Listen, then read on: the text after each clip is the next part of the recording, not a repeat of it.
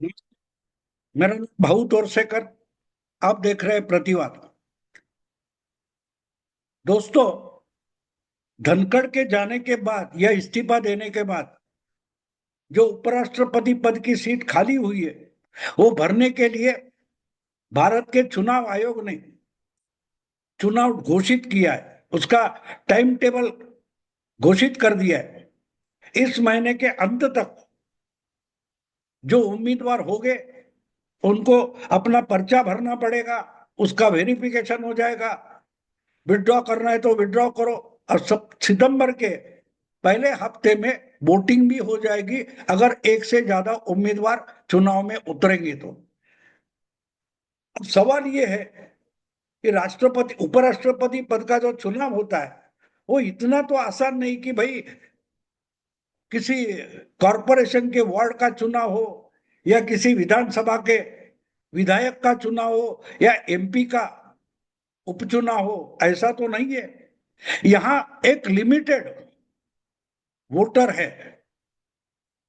लोकसभा और राज्यसभा के जितने सदस्य हैं वो उपराष्ट्रपति चुनाव में वोटर होते हैं, जिसमें राष्ट्रपति ने अपॉइंट किए हुए जो उम्मीदवार होता है, जो एमपी होते हैं, वो वोटिंग नहीं कर सकते। अब मीनाक्षी जैन या हमारे उज्जवल निकम जिनको अपॉइंट किया वो उसमें वोटिंग नहीं कर सकते। लेकिन जो चुनकर आए हुए एमपी राज्यसभा के हैं, वो जो चुनकर आए हुए लोकसभा के एमपी है, वो इसमें वोटर है। इसका मतलब साफ है, जिस पार्टी में जो एमपी है वो उसकी पार्टी ने सपोर्ट किया हुआ जो कैंडिडेट होगा, जो उम्मीदवार होगा, उसको ही वोटिंग करेंगे। तो बात साफ है। जो सरकार बनी है बीजेपी प्रणीत एनडीए गठबंधन की, उसका तो उम्मीदवार चुनाव में उतरेगा। अब ये उम्मीदवार कौन होगा, इसकी चर्चा पिछले 10 दिन से लगातार चल रही है। अलग अलग लोगों ने अलग अलग नाम आगे किए, लेकिन मोदी जी किसको उम्मीदवार बनाएंगे ये आखिर तक किसको भी पता नहीं होता। आपको याद होगा जब 2017 में राष्ट्रपति पद का चुनाव होने वाला था और प्रणब मुखर्जी रिटायर हो गए थे या होने वाले थे, उस वक्त आखिर तक किसको पता नहीं लग रहा था। अलग अलग नाम, शरद पवार से लेकर लालकृष्ण आडवाणी तक के नाम लिए गए थे। लेकिन अचानक जब समय नजदीक आ गया और उम्मीदवार तय करना जरूरी हो गया, तो बिहार के जो राज्यपाल थे रामनाथ कोविंद, उनका नाम आ गया। फिर 5 साल बाद 2022 में जब कोविंद रिटायर होने वाले थे, तो उनके लिए रिप्लेसमेंट थी, उसका नाम भी आखिर तक किसको नहीं सामने आ रहा था। एक दिन पहले शायद द्रौपदी मुर्मू, जो शायद झारखंड की राज्यपाल थी, उनको आगे लाया गया। तो आज भी अचानक कौन सा नाम मोदी जी सामने लाएंगे, इसका किसी को भी पता नहीं और ना कभी होगा। ये मोदी और शाह की पार्टी चलाने की, राजनीति करने की एक स्टाइल है।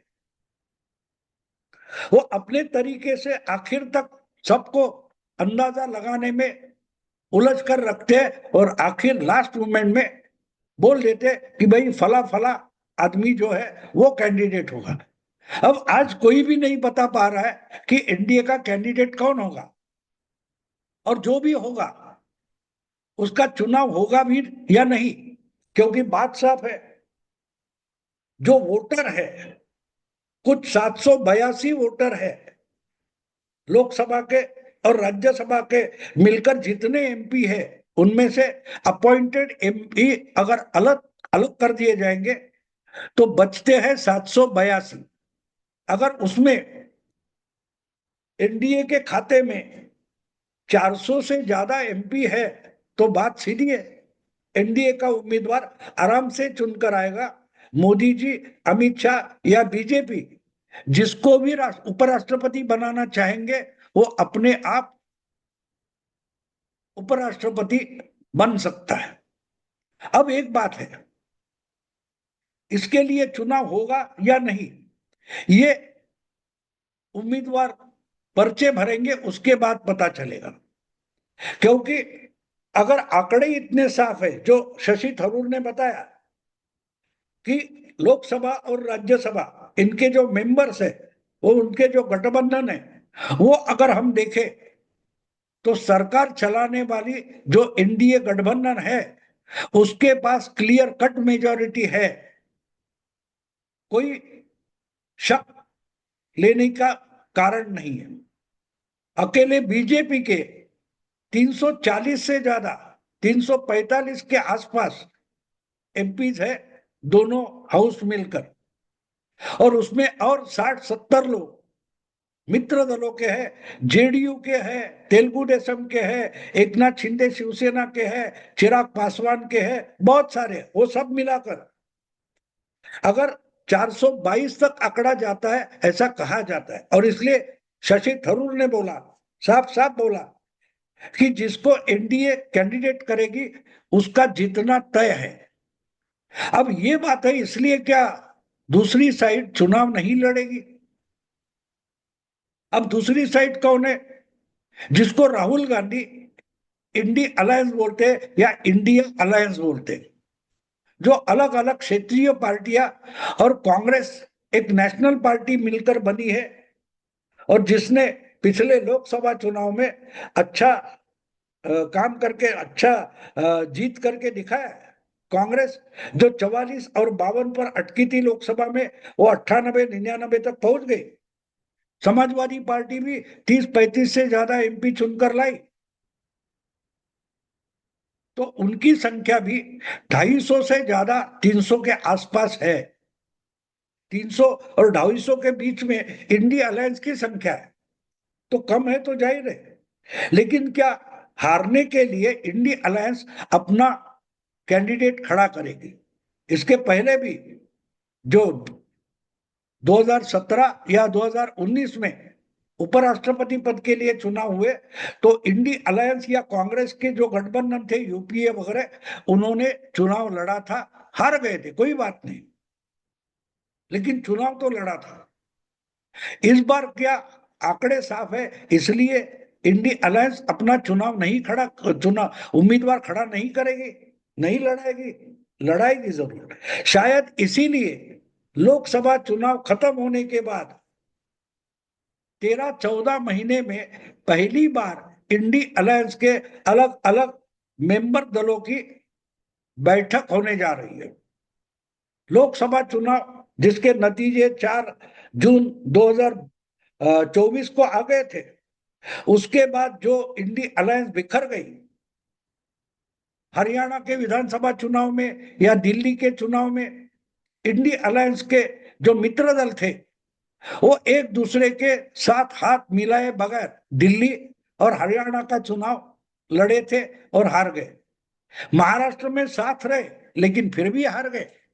और इसके बीच ऐसी कोई घटना नहीं हुई कि इंडिया अलायंस के जो 25-30 छोटे मोटे दल है कांग्रेस को लेकर, उनकी कोई मीटिंग तक नहीं हुई, ना मीटिंग बुलाई गई। हाँ, एक माना गया कि भाई इंडिया अलायंस है और लोकसभा में वो मिलजुल कर काम करते हैं, ऐसा माना जाता है। और कांग्रेस बार बार बताती रहती है, लेकिन अगर आप एक गठबंधन हो तो उस गठबंधन का कन्वेनर कौन है, उसकी मीटिंग बुलाने वाला कौन है? पार्लियामेंट का सेशन हो तो कभी एक इकट्ठा होकर इन्होंने कोई मीटिंग की, अपनी स्ट्रेटेजी बनाई, ऐसा तो कोई दिखाई नहीं दिया। तो 13-14 महीने के बाद अचानक इस हफ्ते में जो इंडिया अलायंस गठबंधन के नेताओं का सम्मेलन होने जा रहा है, जिसके लिए हमारे महाराष्ट्र के उबाठा शिवसेना के नेता उद्धव ठाकरे और एनसीपी गुट के नेता शरद पवार दिल्ली पहुंच गए। वैसे तो शरद पवार राज्यसभा के मेंबर है, इसलिए दिल्ली जाते रहते, लेकिन उद्धव ठाकरे दिल्ली में बहुत समय जाते नहीं। जब चुनाव के पहले जाते थे, अभी तो जाते नहीं। तो अचानक उद्धव ठाकरे भी जा रहे, और इंडी गठबंधन के नेताओं का सम्मेलन होने जा रहा है, ये खबर आई। और इसका कारण बिल्कुल समझना जरूरी है, क्योंकि अब जाके जो परिस्थितियां पिछले 13-14 महीने में लोकसभा चुनाव के नतीजे आने के बाद पैदा हुई है, उसके बाद इंडी अलायंस ने अपना आत्मविश्वास खोया है, कॉन्फिडेंस खोया है। जो लोकसभा के चुनाव चल रहे थे या उसके पहले कुछ महीने इंडिया अलायंस में अपोजिशन में जितना कॉन्फिडेंस था, और लोकसभा के नतीजे आने के बाद और हरियाणा, महाराष्ट्र में, दिल्ली में लगातार बुरी हार होने के बाद इंडिया अलायंस का कॉन्फिडेंस बिखर गया है। इसके कारण अलग अलग हो सकते हैं। विधानसभा के नतीजे खिलाफ जाने के कारण हो गया होगा, लेकिन दूसरी बात, एक दूसरे के बारे में कोई विश्वास नहीं बचा, एक दूसरे पर शक करते हैं। दिल्ली में आम आदमी पार्टी कांग्रेस को साथ लेने के लिए राजी नहीं हुई, हरियाणा में कांग्रेस पार्टी ने आम आदमी पार्टी को साथ नहीं लिया। यानी यहां वो 2 सीट मांग रहे, वहां वो 5 सीट मांग रहे। इतना भी अगर नहीं हो रहा है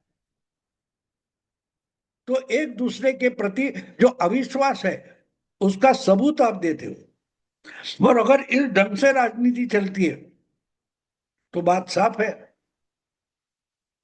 कोई भी चुनाव अगर नेशनल लेवल पर हो तो ही आप इकट्ठा हो सकते हो।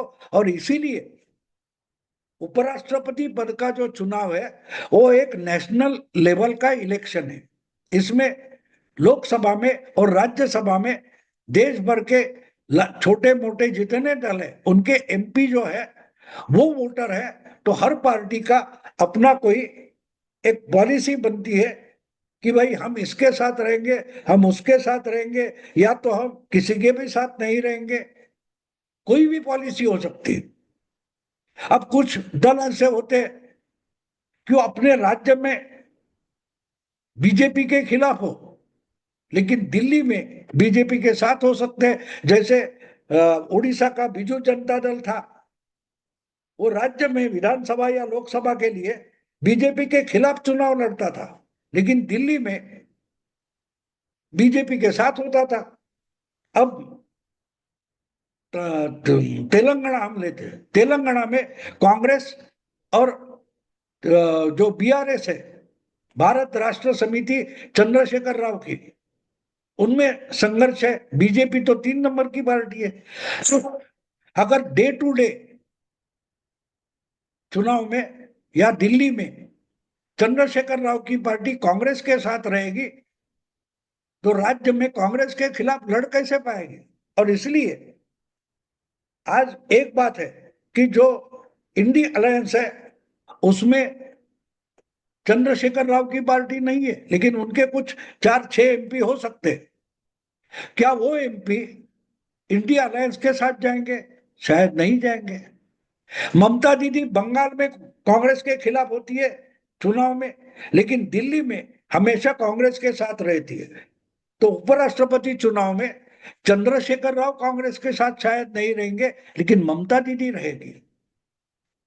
शायद बीजेडी भी कांग्रेस के साथ जा सकती है। और इसलिए जो लोग एनडीए में है उनका आंकड़ा साफ है, लेकिन इंडिया अलायंस के जो आंकड़े हैं वो साफ नहीं है। और इसलिए अगर लोग ये उपराष्ट्रपति पद का जो चुनाव होने जा रहा है उससे आगे क्या होगा, अगला अगली राजनीति किस रास्ते पर चलने वाली है, किस दिशा में जाने वाली है, उसकी सुगबुगाहट हमें उपराष्ट्रपति चुनाव के नतीजे में मिलेगी।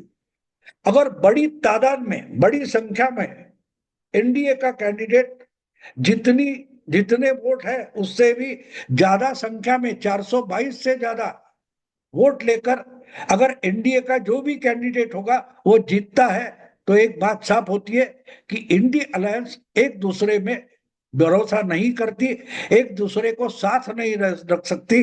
इसलिए जो कैंडिडेट इंडिया अलायंस का था उसको जितने वोट चाहिए उतने नहीं मिले, और जितने एनडीए के वोट है उससे भी ज्यादा मिले। मतलब इंडिया अलायंस के वोट भी कटकर बीजेपी के साथ चले गए। और ये इसलिए इंपॉर्टेंट है कि जिस ढंग से चालाकी करने वाले उपराष्ट्रपति और राज्यसभा के सभापति धनखड़ को मोदी और शाह और बीजेपी ने कुछ घंटों में उनके पद से हटाया, उनको इस्तीफा देने पर बाध्य कर दिया। उसके बाद बीजेपी कोई सौदेबाजी करने के मूड में नहीं है, झुकने के मूड में नहीं है। मोदी जी बिल्कुल झुकना नहीं चाहते और इसका मतलब ये है कि अगर पार्लियामेंट का सेशन चालू होते हुए भी राष्ट्रपति को मोदी और शाह इस ढंग से हटा सकते हैं, तो इससे भी कड़े फैसले, तगड़े फैसले मोदी और शाह आने वाले समय में लेने वाले हैं। इसका सीधा सीधा मायना यह होता है कि बिहार के बाद बंगाल का चुनाव होने वाला है, तमिलनाडु का चुनाव होने वाला है, केरला का चुनाव होने वाला है। तमिलनाडु और केरल में बीजेपी को बड़ी कोई संभावना नहीं है, लेकिन बंगाल में ममता के खिलाफ जो लड़ाई होती है उसमें 2 नंबर की पार्टी बीजेपी है। और बीजेपी के पास पिछले चुनाव में भी विधानसभा के 37-38% वोट थे। अगर उसमें 5-6% का इजाफा हो सकता है और ममता की वोटिंग परसेंटेज में 5-6%, 8% का नुकसान हो सकता है, तो बंगाल में बाजी पलट सकती है।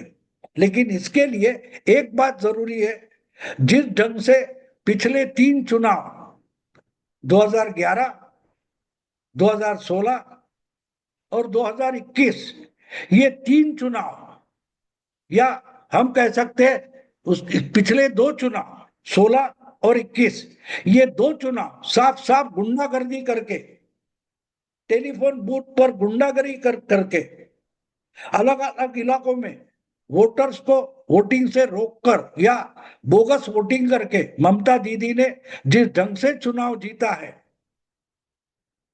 वो अगर रोका तो ममता या टीएमसी बंगाल का विधानसभा चुनाव हार सकती है।